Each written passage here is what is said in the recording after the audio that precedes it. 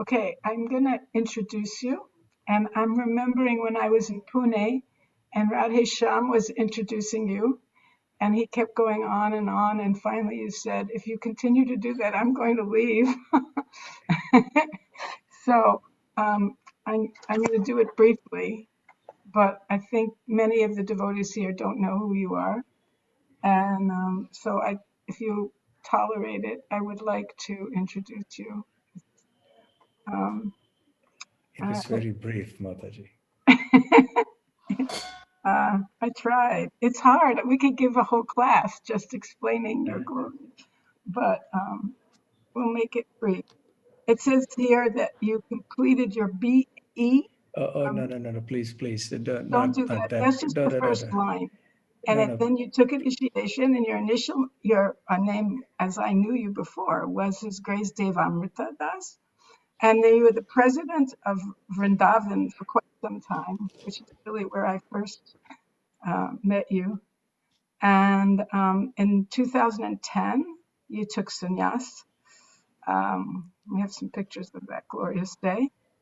And I was intrigued by this thing that you did for Prabhupada's 100-year anniversary, that you traveled widely and conducted national level theistic debate competitions in various colleges and universities across India and Nepal. I would like to know more about that at some point. Anyway, now you're the president of Belgaum, and you're developing a self-sufficient eco-village there. And I personally, for myself, I've just always been totally appreciative of your very cultured, very mild, very compassionate demeanor. And I'm very, very grateful that you agreed to speak to our little world of Krishna consciousness over here on the East Coast of Canada and the United States. So thank you very much. Hare Krishna. And I think you can Krishna. begin. You should just be. You'd like me to do Jai Radha Madhava, or I can start the class straight? What was your normal way? Whatever you like. We have people who do both. So if you want to chant, we won't Okay. respond though, because it gets too confusing. Yes, yes. Thank you very much, Lakshmi Mani Mataji, for first of all inviting me to speak to all the devotees here. It's been a great pleasure knowing you over the years and to know of your very, very dedicated and exemplary service for more than 5 decades for Srila Prabhupada. And it is truly wonderful to have devotees like you in our movement. And I'm happy to be of some little service to you when you asked me to give a class to the devotees here on the East Coast of Canada and US. I'll begin with a brief Jai Radha Madhava, and then I'll begin a class on Srila Bhaktisiddhanta Sarasvati Thakur.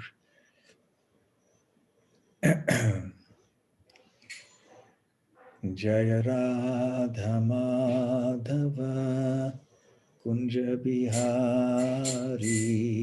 Jaya Radha Madhava Kunja Bihari. Jaya Radha Madhava Kunja Bihari.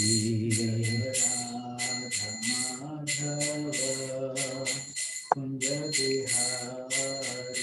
Jaya Gopi Jana Vallabha Girivaradhari. Gopi Jana Vallabha Girivaradhari.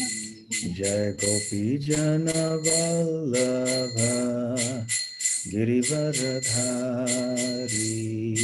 Gopi Jana Vallabha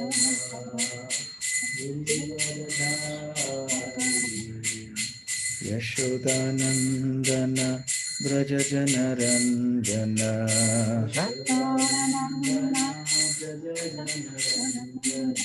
Yashodanandana Braja Jana Ranjana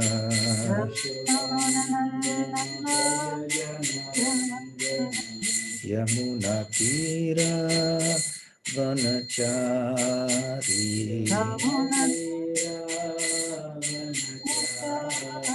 Yamuna Tira Vanachari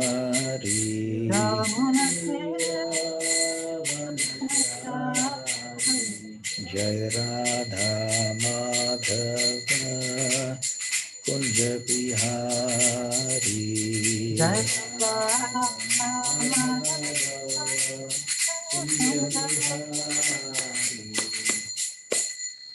Jayam Vishnupad Paramhansa Parivrajakacharya Ashtotar Sat His Divine Grace Abhay Charanaravinda Bhakti Vedanta Swami Srila Prabhupada Ki Jai Ananta Koti Vaishnava Vrinda Ki Jai Shri Shri Radha Shyama Sundar Lalita Vishakha Ki Jai Shri Krishna Balaram Ki Jai Shri Gaur Nitai Ki Jai Shri Vrindavan Dham Ki Jai Shri Mayapur Dham Ki Jai Nitai Gaur Premanande.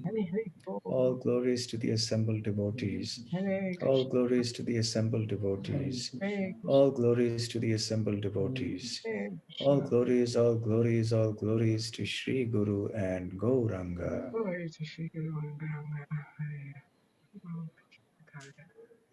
Om Jnanatimirandasya Jnananjana Shalakaya Chakshurunmilitam Yena Tasmai Shri Gurave Namaha Shri Chaitanya Manobhishtam Sthapitam Yena Bhutale Swayam Rupa Kada Mahyam Dadati Svapadantikam Vandeham Shri Guru Shri Yutapada Kamalam Shri Gurun Vaishnavamscha Shri Rupam Sakrajatam Sahagana Raghunathan Vitam Tam Sajivam Satvaitam Savadhutam Parijana Sahitam Krishna Chaitanya Devam Shri Radha Krishna Padang Sahagana Lalita Shri Vishakhanvitamscha Namo Om Vishnu Padaya Krishna Presthaya Bhutale Srimate Bhakti Vedanta Swamin Nitinamine Namaste Sarasvate Deve Gauravani Pracharine Nirvishesha Shunyavadi Paschatya Deshatarine Vancha Kalpatarubhyascha Kripa Sindhubhya Evacha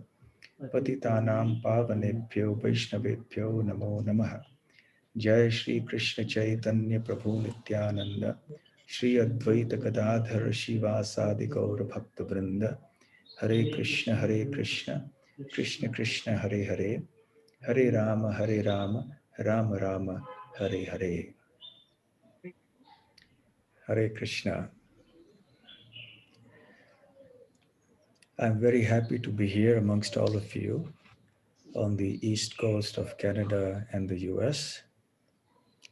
I do not know in which particular places you are. Perhaps you spread out over many places in the east coast. In any case, I'm happy to be with all of you. Lakshmi Moni Mataji asked if I could speak about Srila Bhaktisiddhanta Sarasvati Thakur, since you are observing his disappearance day today, but we observed it yesterday here in India.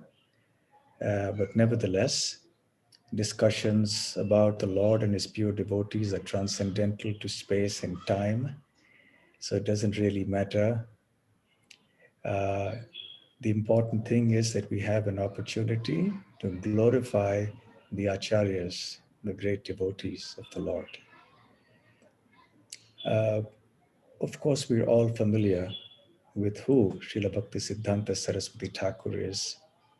He is the spiritual master of A.C. Bhaktivedanta Swami Srila Prabhupada, the founder Acharya of the International Society for Krishna Consciousness. And we all know so much about him. We keep hearing about him, all the more because Srila Prabhupada used to not only personally mention him many times in his talks, but he would also often cite various stories told by him, various examples mentioned by him, and the philosophical conclusions given by him. Srila Prabhupada was very greatly influenced in the style and content and manner of his preaching and establishing the Krishna consciousness movement worldwide by Srila Bhaktisiddhanta Saraswati Thakur. Srila Bhaktisiddhanta Saraswati Thakur's stamp, so to speak, is very clearly visible in the way that Srila Prabhupada set up ISKCON. For example, the bold and revolutionary spirit of preaching without fear or favor, the very innovative style of preaching and presenting Krishna consciousness everywhere, addressing issues that were currently very, very important, that need to be addressed, that would otherwise make people get a mistaken impression of Krishna consciousness. His establishment of the Daivi Varnashrama system and emphasis on that, his very clear presentation of the principles and conclusions of Krishna consciousness, and separating the wheat from the chaff, so to speak, establishing an institution, which was something very rarely done before Srila Bhaktisiddhanta Saraswati Thakur, at least not in the scale on which he did it, a formal institution, which Srila Prabhupada followed up and set up ISKCON.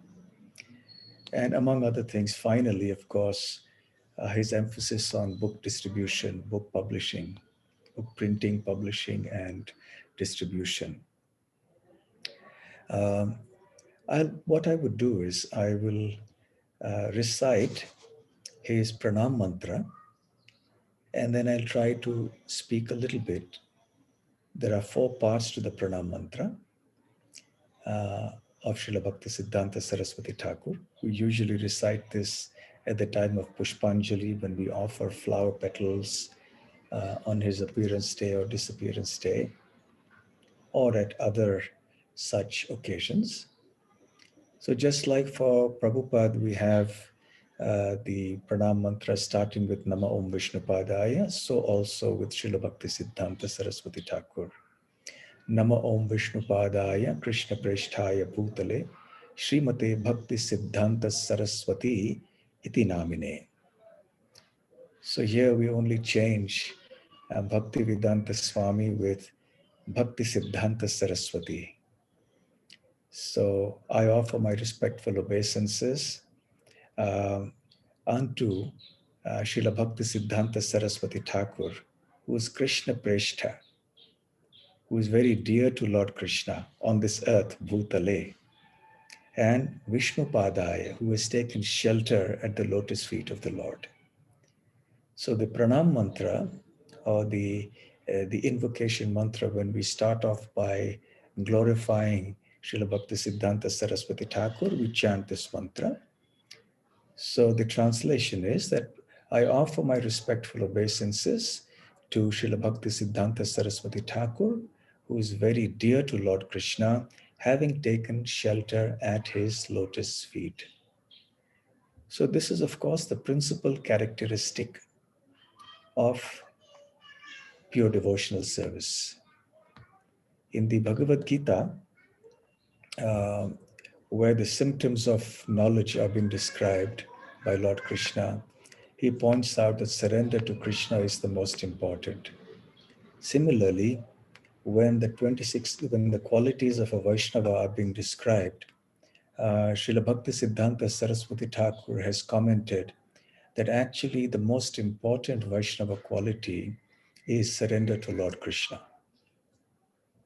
You know, there are other qualities like being expert, being a poet, and so on and so forth. There could be others who are expert in doing things. There could be expert poets. But it doesn't mean anything unless one has surrendered oneself to Krishna. They will be merely material qualities. Even if one is very highly renounced, if one is not a devotee of the Lord, that renunciation is in vain. It doesn't really lead to any substantial spiritual benefit. So Srila Prabhupada emphasized this point, that taking complete shelter of Krishna's lotus feet, being completely surrendered unto him, was the most important and significant quality of a devotee. So other qualities are incidental. They stem from this most important quality of surrender. If this is there, he explained, everything will happen one by one. All the other qualities will come. Srila Prabhupada also emphasized this again and again. They're all the good qualities, not just of the demigods, but even of Krishna, of course, in a limited extent, manifest in the person of a pure devotee of the Lord. So Srila Bhaktisiddhanta Sarasvati Thakur gave complete emphasis to surrender to the Supreme Personality of Godhead. But what is this surrender? What is this devotional service? What does it mean to be a devotee? So the next part of his pranam mantra goes as follows. Shri Varshabhanavi Devi Dayitaya Kripabdhaye Krishna Sambandha Vijnana Daine Prabhave Namaha. So Namaha, we all are familiar with this term. We offer obeisances. To whom? Shri Varshabhanavi Devi Dayitaya. So, when Srila Bhaktisiddhanta Sarasvati Thakur was born, when he appeared in this world, he was given the name Bimala Prasad by his father, the great Srila Bhakti Vinod Thakur. Bimala Prasad, of course, means the mercy of Bimala Devi, who is Yogamaya Devi and who also is present in the courtyard of the Jagannath temple in Puri. And actually, it is the custom there that whenever the bhoga is offered to Lord Jagannath, it is not distributed as Mahaprasadam unless it is also offered later to Vimala Devi. So actually what we partake of is the Mahaprasadam of Lord Jagannath, because it has been partaken of by Vimala Devi also. So his name was Bimala Prasad. And later we got initiation from Srila Gaur Kishore Das Babaji Maharaj, and he was given the name Shri Varshabhanavi Devi Daita Das. Now, this is something many devotees are not familiar with, that this was his initiated name. So this is a very interesting name. It may sound very long and difficult to pronounce, but let's just consider the meaning of the name, because it's very important. Most people outside of ISKCON, even in India, find it very hard to understand the names of devotees in ISKCON, because they're so long, or they're a little different, Priya so-and-so, Prema so-and-so, and it's all combinations of different things, and they're usually not names that people hear of so regularly. So what would they say today if they heard Shri Varshabhanavi Devi Daita Dasa? So, of course, Varshabhanavi refers to Srimati Radharani, because she is the daughter of Vrishabhanu Maharaj. So in Sanskrit, when you have the daughter of something that belongs to or comes from something, you have a little change in the grammatical structure. So from Vrishabhanu, you have Varshabhanavi. Just like from Kunti, you have Kaunteya. Arjuna is called Kaunteya because he's a son of Kunti. Or from Pritha comes Partha because he's the son of Pritha, so he becomes Partha. So similarly, the daughter of Vrishabhanu becomes Varshabhanavi. And because she's a lady, so Devi. So Varshabhanavi Devi. So Srimati Radharani's name is Varshabhanavi Devi.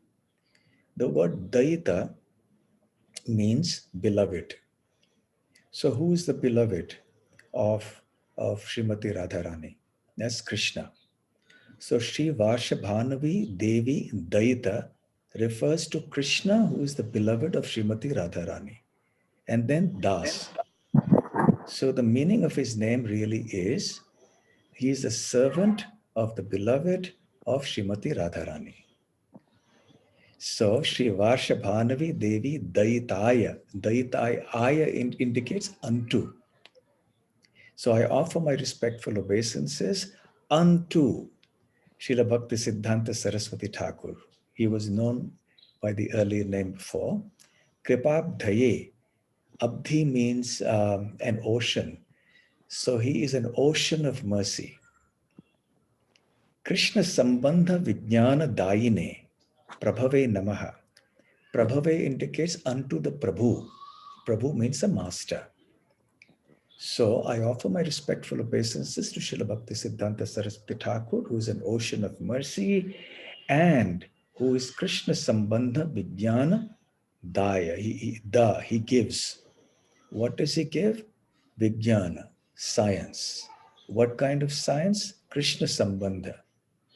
The science of relationship with Krishna. The science of Krishna consciousness. So I bow down to him because he is the giver of the deliverer of the science of Krishna consciousness. So as I mentioned in the beginning, one of the important, very, very important contributions of Srila Bhaktisiddhanta Sarasvati Thakur is that he presented Krishna consciousness with so much clarity. There was no doubt. There was no wishy-washy, presentation. Maybe this, maybe that, that's also okay, this is also okay. No, he was just cut and dry, very clear about everything, as was, his dear disciple, Srila Prabhupada. So in the course of doing that, not only did he present what the principles of Krishna consciousness are, but he also distinguished those from misunderstandings and misconceptions of Krishna consciousness. When we learn anything, we have to learn the positives and the negatives. We have to learn what something is, and we have to learn what it isn't also. Our knowledge will not be complete only if you learn what is. We also equally have to learn what isn't. Completeness comes when the positive and the negative are combined. Similarly, in the instructions that we follow as devotees, we have do's and don'ts. Chant 16 rounds, at least read Prabhupada's books, worship the deities. So many do's. These are positives that help us to grow in our devotion to Krishna. But then there are don'ts also. Don't eat meat, don't take intoxicants, So we follow the 4 regulative principles because they help us from going away from Krishna. So if one simply does the positives but neglects the negative, it will be very hard to make advancement. So similarly, in the understanding of any branch of knowledge, especially the philosophy of Krishna consciousness, understanding the reality and distinguishing it from illusion is very important. And illusion comes in many varieties, packaged in different forms, according to time, place, circumstance, because the human brain is very fertile and imaginative. So illusion can present itself through the minds and mouths of very materialistically intelligent people in very charming and attractive forms. And they can allure people because they present a semblance of being very authentic. So it needs an acharya like Srila Bhaktisiddhanta Sarasvati Thakur and Srila Prabhupada to actually distinguish the two. When you're an inexperienced gardener, you would not know the difference between the real plant and the weed. It needs some understanding of what is what. So similarly, Srila Bhaktisiddhanta Sarasvati Thakur taught us what is what. I remember one time in Vrindavan, we were hearing a class, very interesting, by His Holiness Purushottaya Swami from Brazil. And there's one very simple definition of a Vaishnava he gave. This was like way back. And I found that such a nice definition. I'd never heard it anywhere before. And he said, a Vaishnava is one who knows what is what. So really such a wonderful definition. And when I think about it, and I say, actually, it's a very deep statement. So I never got the chance to meet him afterwards and thank him for this one sentence, this aphorism. But it's very, very instructive. A Vaishnava is one who knows what is what. And as a corollary, you should know what is not also. So Srila Bhaktisiddhanta Sarasvati Thakur used to tell many stories in the course of explaining the different forms of the Supreme Lord and his position. So he wanted the devotees to have a very clear understanding of who the Supreme Personality of Godhead is, what is his position, and so on. And that the Lord can be understood only through pure devotional service and not by any other means. So he would often tell stories. Some of these stories he would take from various sources like Hitopadesh or sometimes from the Chaitanya Charitamrita, and sometimes he would just, create them. And they were very, very valid. So he told the story of the six blind men and the elephants. We've heard that in various other contexts, but he applied it to Krishna consciousness, this story. So, as you know, I'll be brief about this little story. That once upon a time there were six blind men, and they came upon an elephant, and they wanted to understand what this strange big animal was. So one man, he caught hold of the leg of the elephant, and then he said, the elephant is like a trunk of a tree. Another one caught hold, of the underside of the belly of the elephant and said, oh, the elephant is like a drum. And a third man got hold of the tail, and he said the elephant is like a rope. Another man caught hold of the trunk and he said an elephant is like a snake.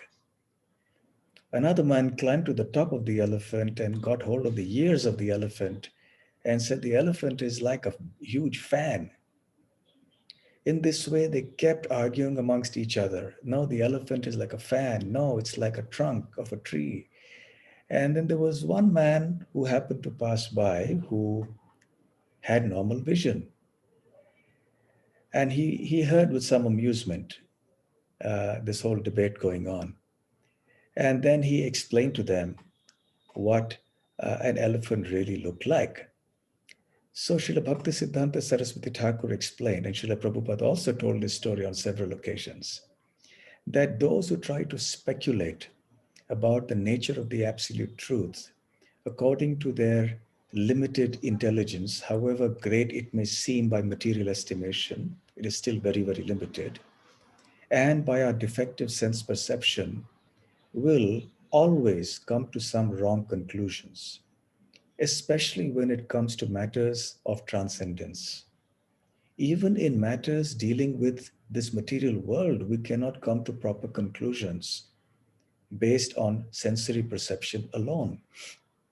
What then to speak of understanding transcendental subjects? So the whole process of speculating by various ways and making all sorts of theories is completely invalid and useless when it comes to understanding the absolute truth. So such speculative theories can happen uh, by those who follow various isms, even in the philosophical systems, those who follow the voidist system, the impersonalist system, various other speculative branches of knowledge, including what is called the modern science, the way they go about trying to understand reality, etc. So it is not possible to understand anything beyond material energy by such speculation. One must approach a pure devotee of the Lord and hear in the bona fide disciplic succession that comes originally from Lord Krishna himself. Only then will it be possible to understand.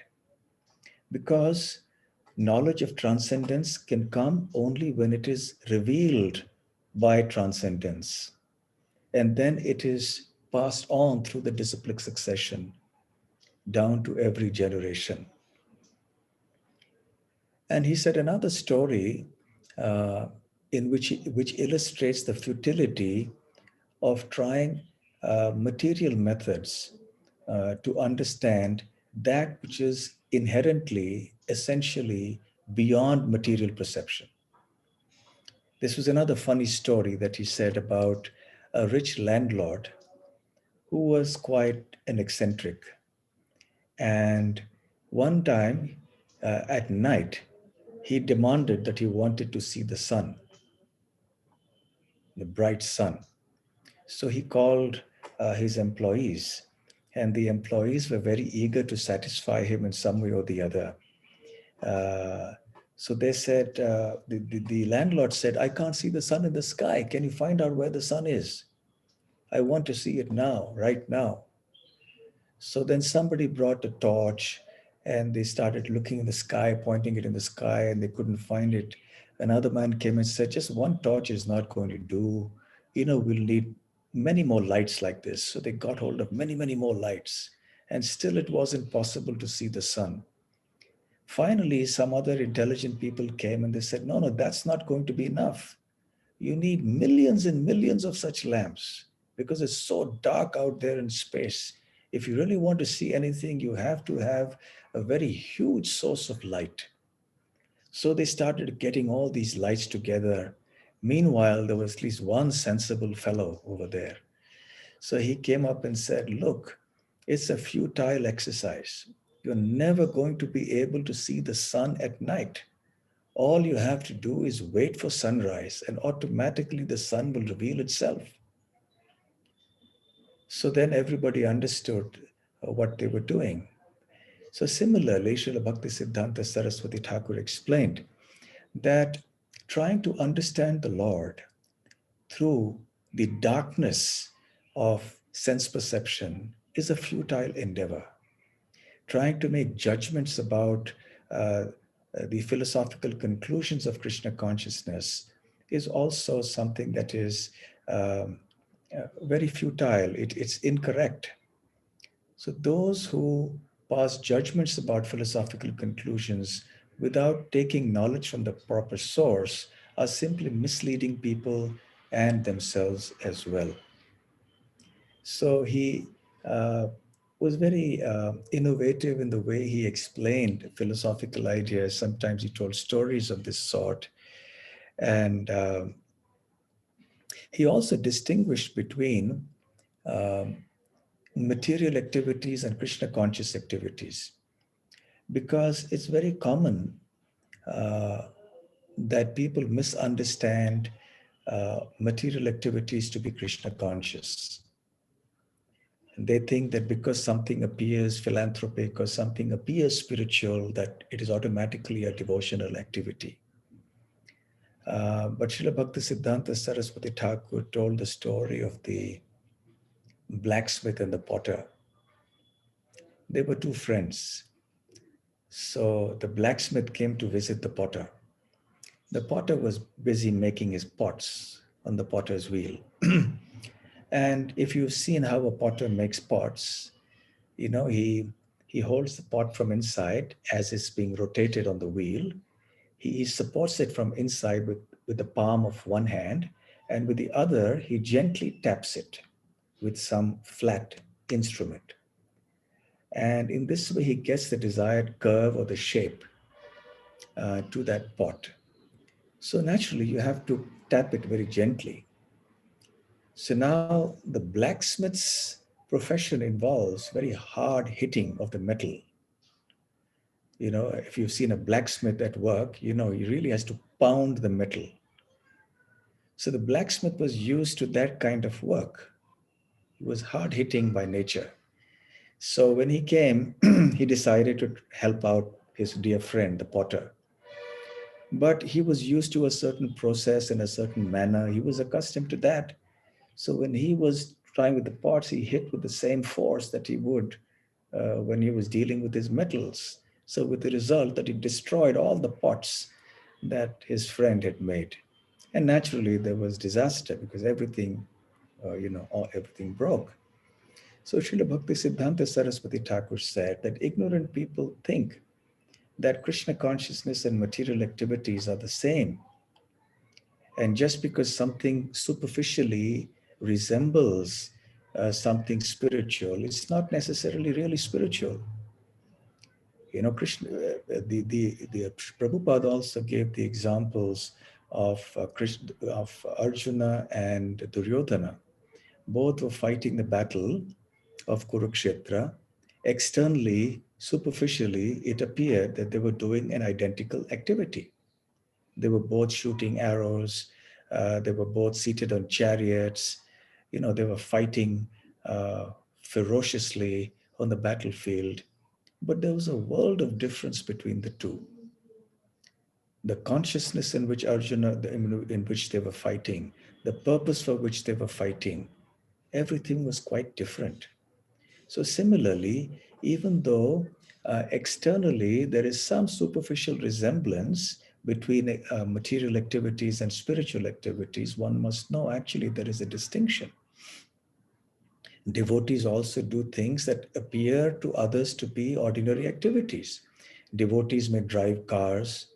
Devotees may, you know, operate a computer, use a phone, or they may do so. They may eat food. They may go to a doctor. You know, they may do so many things. But it doesn't mean that when a non-devotee does exactly these things, that is identical. The devotee's purpose is Krishna conscious. Therefore, that makes all the difference. So using the example of the story of the blacksmith and the potter, Srila Bhaktisiddhanta Sarasvati Thakur tried to distinguish material activities from Krishna conscious activities.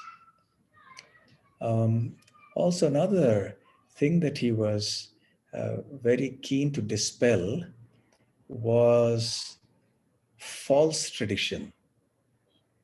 You know, because many times people, at least in India, people do things because it's part of tradition, because it is done. And yes, there is a lot to say about following tradition, provided it's the right tradition. If you follow just any tradition whimsically, that's not going to lead to any wholesome conclusion. So he narrated another story. And by the way, these stories have been compiled together by his disciples and published in the form of a book called Upakhyane Upadesh. Upadesh means instructions. Upakhyan means little stories. Akhyan means a story, like Prahlad Maharaj's Akhyan in the Bhagavatam. Upakhyan means, Upa means a sub, so a small story. So through small stories, Srila Bhaktisiddhanta Sarasvati Thakur explained many, many philosophical points. So in this connection, to illustrate the fallacy of following wrong customs and traditions, he narrated the story of the Brahmanas who were living on the bank of the river Ganga.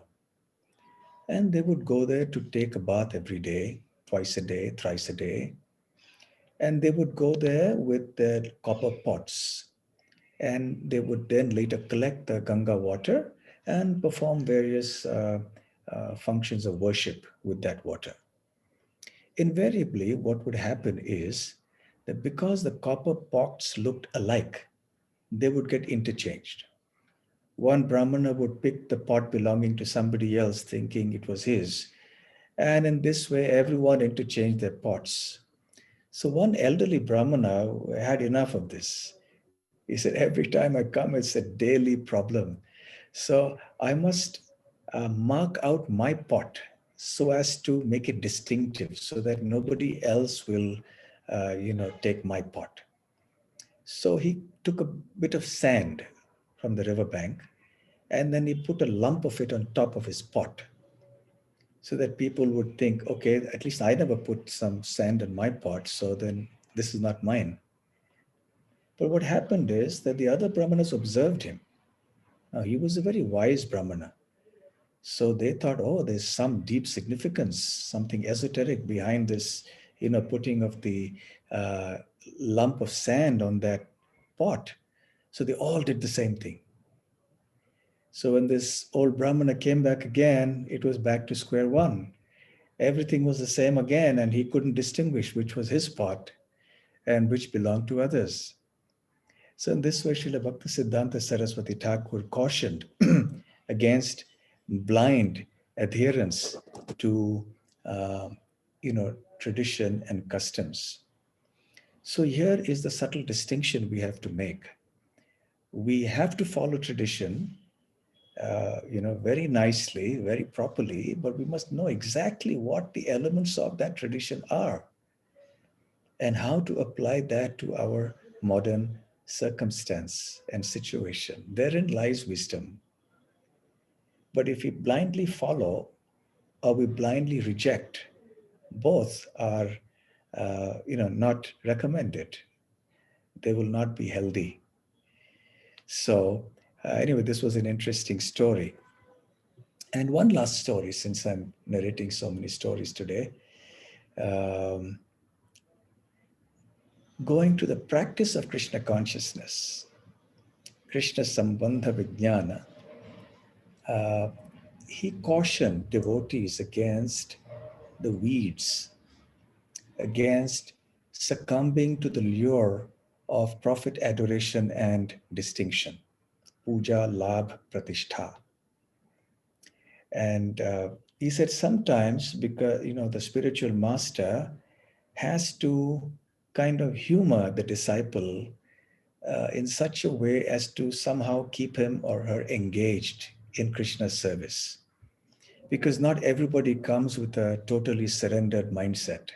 Some people come because they have some motive, maybe it's just a good thing to do, so they would come.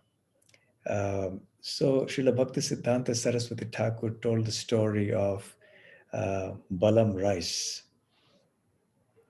So one time there was this wealthy man, and he had some domestic help, some servant, but nobody would last long.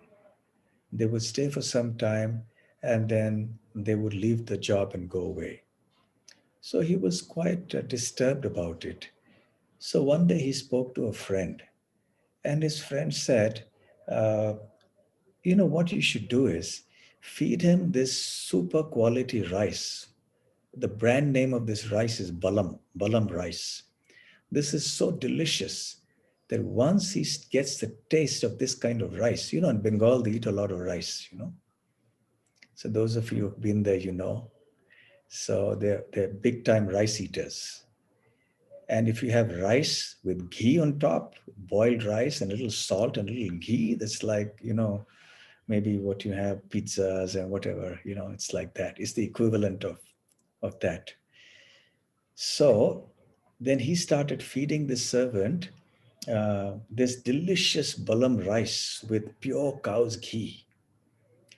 And who eats this kind of rice with this kind of ghee? He's only really wealthy people. And here there was this man wanting to, getting to eat this every day.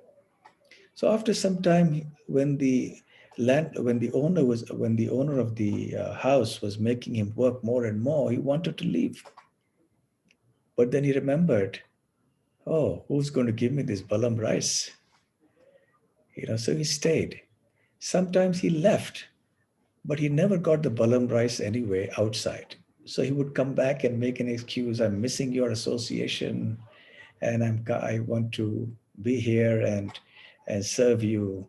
But actually, the motivation was the delicious balam rice. And then that servant never left, and he didn't have any other domestic problems after that. So Srila Bhaktisiddhanta Sarasvati Thakur explains that so also the spiritual master may sometimes receive very sincere disciples, but sometimes there may be others who have ulterior motives. And they come and they need some material facility, they need some position, they need some power in order to continue their Krishna consciousness. So somehow or the other, just to keep them in Krishna consciousness, he he engages them in some service, gives them a position like Balam rice.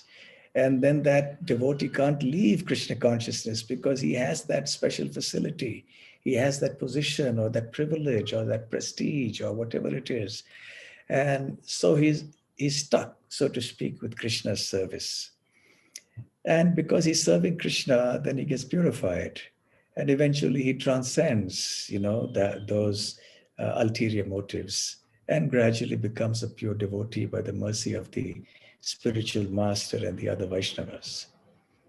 So, in this way, Srila Bhaktisiddhanta Sarasvati Thakur explained very nicely the process of Krishna consciousness, what it is, what it isn't, and what we should be cautious of. Very quickly, the third part of his pranam mantra, Madhuryojjvala Premadhya Shri Rupa Anuga Bhaktida Shri Gaura Karuna Shakti Vigrahaya Namostute. Madhurya refers to the conjugal mellow in devotional service. Ujjvala.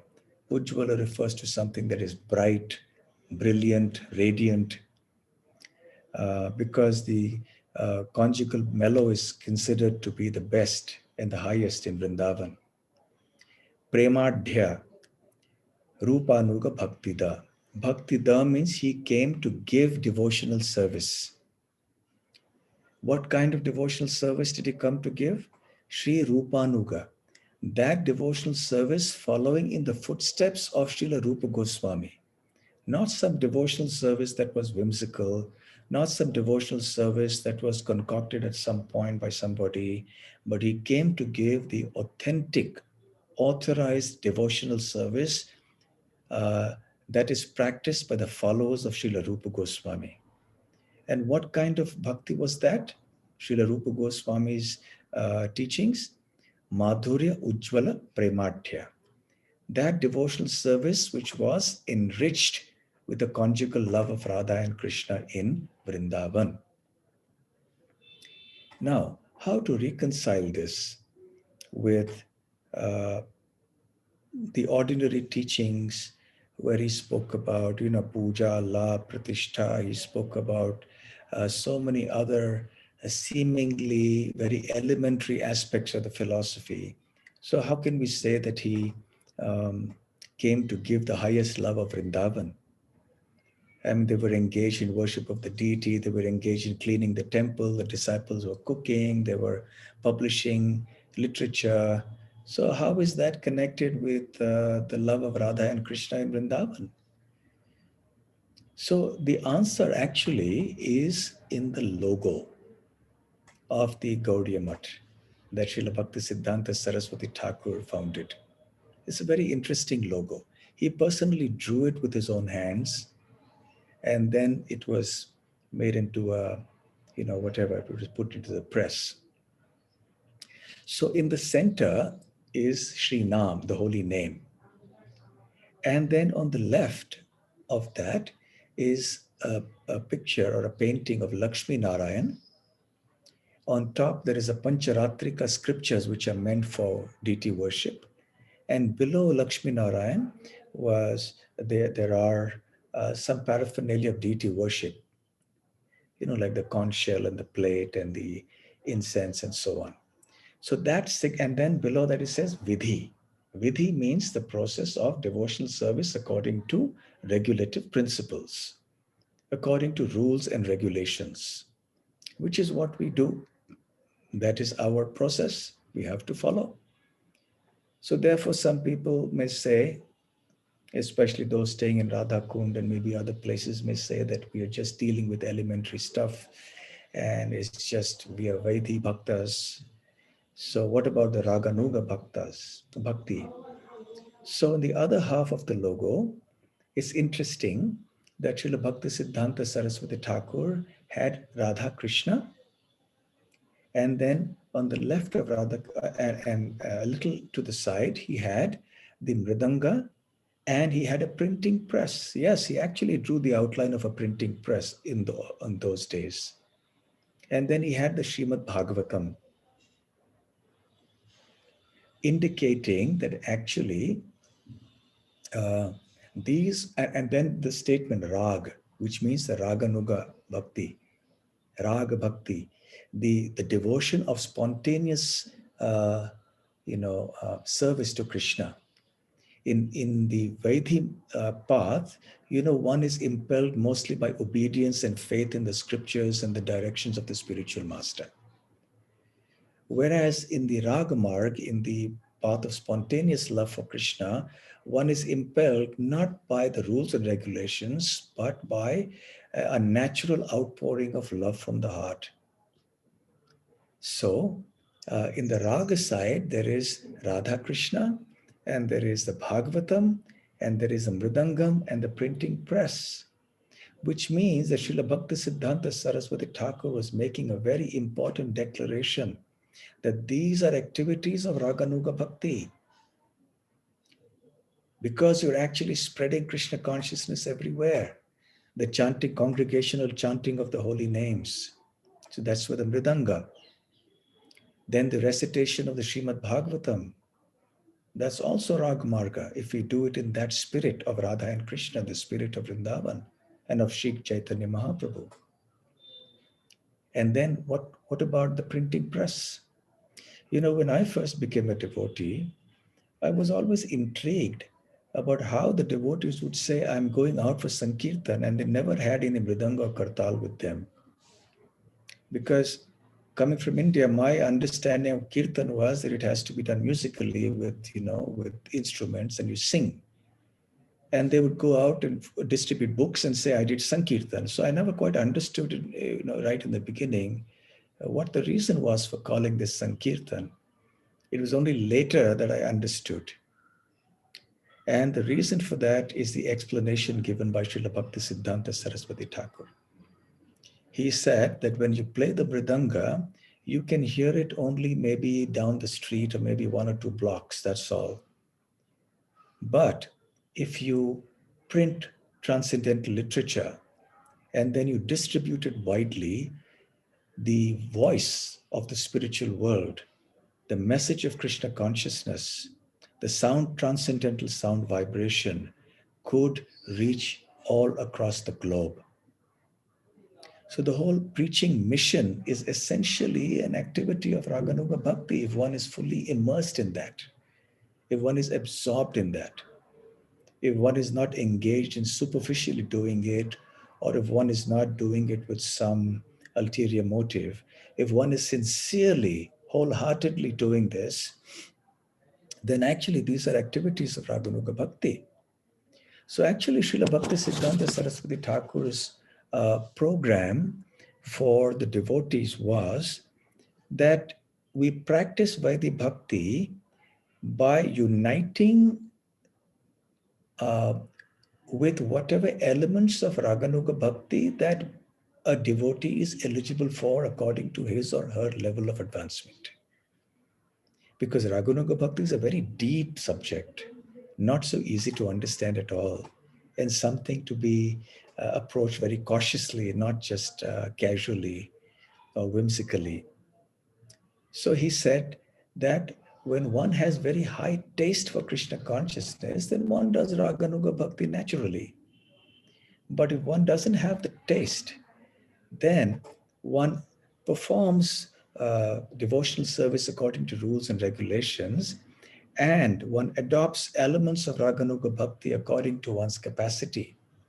So therefore, the activities of chanting the holy names, of hearing and speaking Srimad Bhagavatam, of book distribution, all these activities are also glorious for us. So he has reconciled this particular issue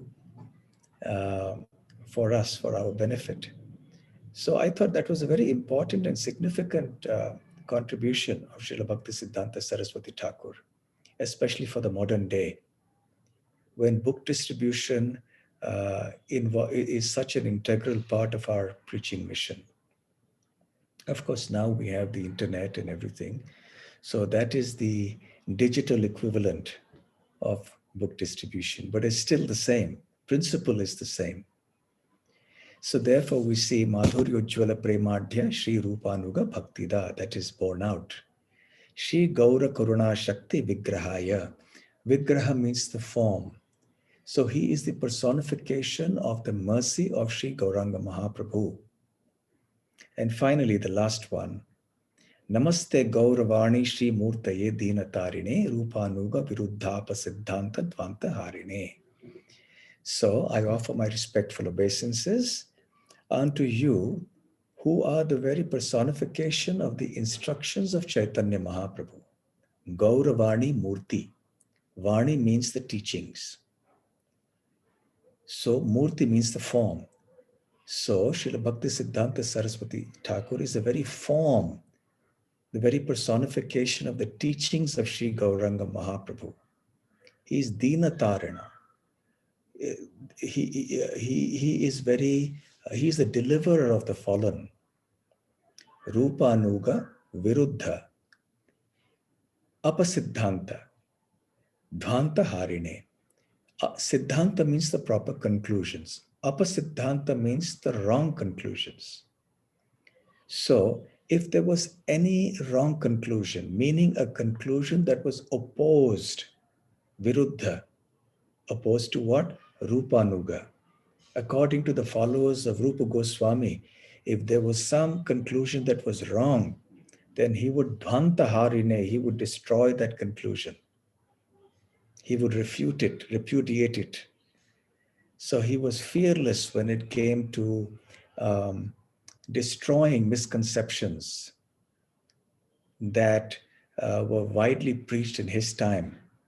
For example, that if one is born in a Brahmana family, one is automatically a Brahmana, and the one is entitled to become a guru because one is a born Brahmana, and so on and so forth. So there were numerous such other misconceptions prevailing at that time. And Srila Bhaktisiddhanta Sarasvati Thakur very fearlessly explained how these things were actually wrong and cautioned devotees against falling prey to these misunderstandings. So today we owe a very, very great debt to Srila Bhaktisiddhanta Sarasvati Thakur. We see him through Srila Prabhupada's mood, his mission. And on the day of his disappearance, we can pray at his lotus feet that he may kindly bless us, shower his mercy upon us, so that we may imbibe an atomic particle of his qualities and his devotion, and we may please him so that we can make our life successful. Actually, for great personalities, the disappearance day is often considered to be more important than the appearance day. When a great devotee is born, mostly people don't know his glories. But by the time the person departs, the whole world knows his glories. So the disappearance, therefore, is more important. And also because that is the day on which that devotee actually joins or rejoins, as the case may be, the transcendental, eternal pastimes of the Lord in the spiritual world. So I think I'll stop here.